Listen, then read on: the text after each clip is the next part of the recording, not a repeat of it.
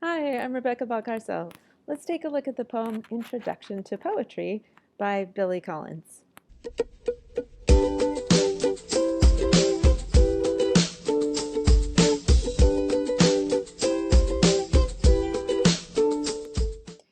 Billy Collins has been a National Poet Laureate for the United States, and he's really known for his humor. So you won't be surprised to find some humor in this poem, especially with the twist at the end. Let's take a look.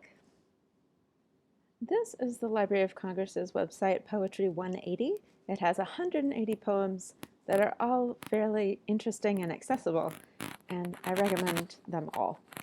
So here's Introduction to Poetry. I ask them to take a poem and hold it up to the light like a color slide, or press an ear against its hive. I say, drop a mouse into a poem and watch him probe his way out, or walk inside the poem's room and feel the walls for a light switch.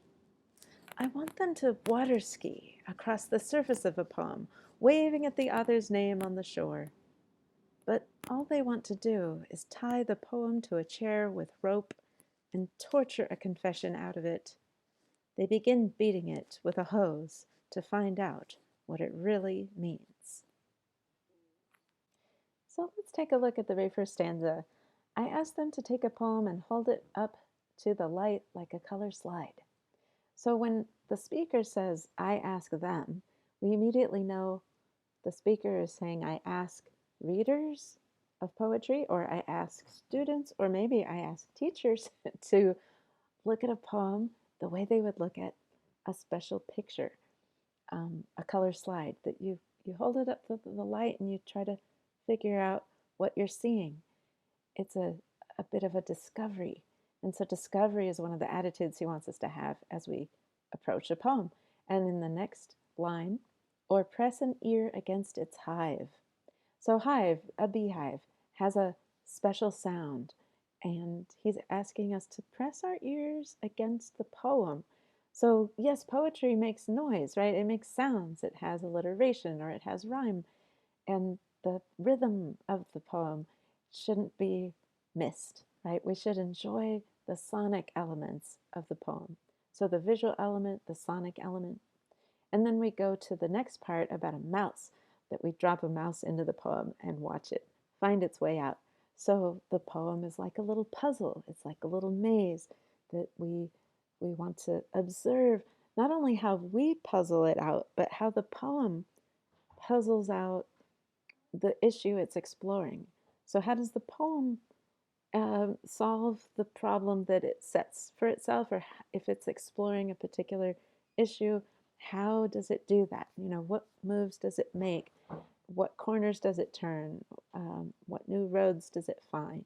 So these are ways to explore the poem: the visual, the audio, sonic, and then now this intellectual puzzle element of the poem.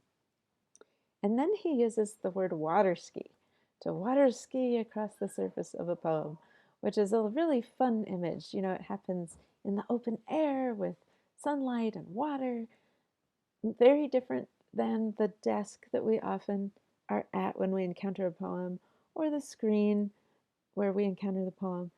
I think he's reminding us of the sensory joy of being with a poem. You know, the poem itself is an experience that we can enjoy, and like water skiing. So, okay, the other thing to note is that he talks about waving to the author's name on shore. And notice that the author is then, you know, not the center of attention. The author is over there on the shore. We're over here water skiing the surface of the poem.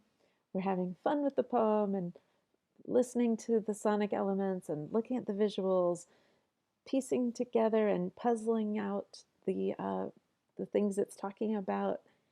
And the author is, you know, it's of interest, but it isn't the key factor. It's not the focal point. And so that's what this poem would say. When I truly want to study a poem in depth, I do tend to find out about the author or about the historical period in which the author lived.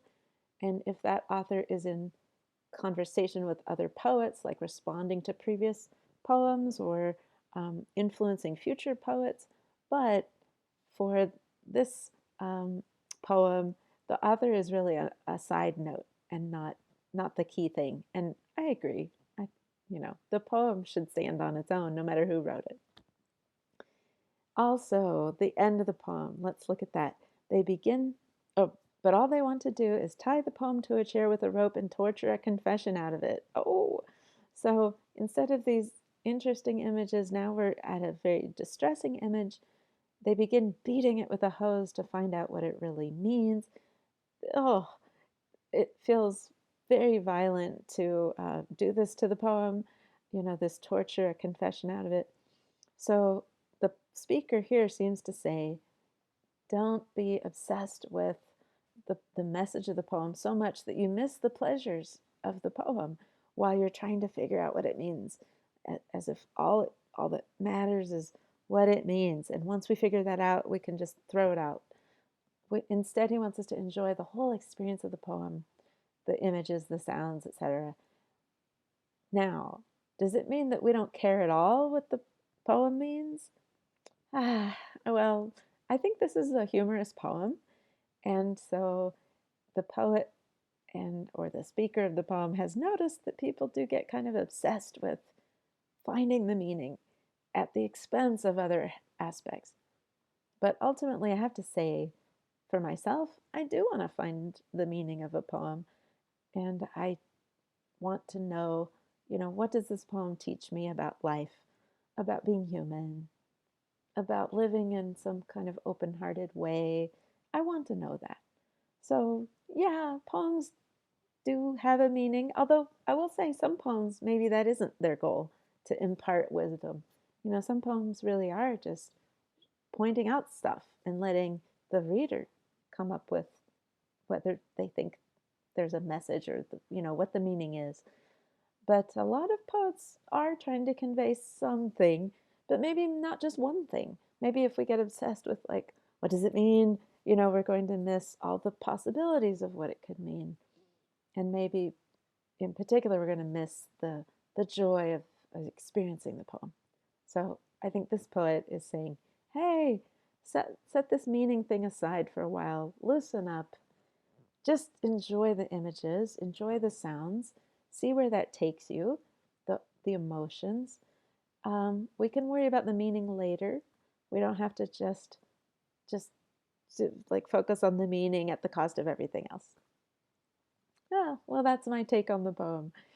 Feel free to leave your take on the poem in the comments, and I hope you'll join me again for discussing another poem or piece of writing or tip about writing. Thanks.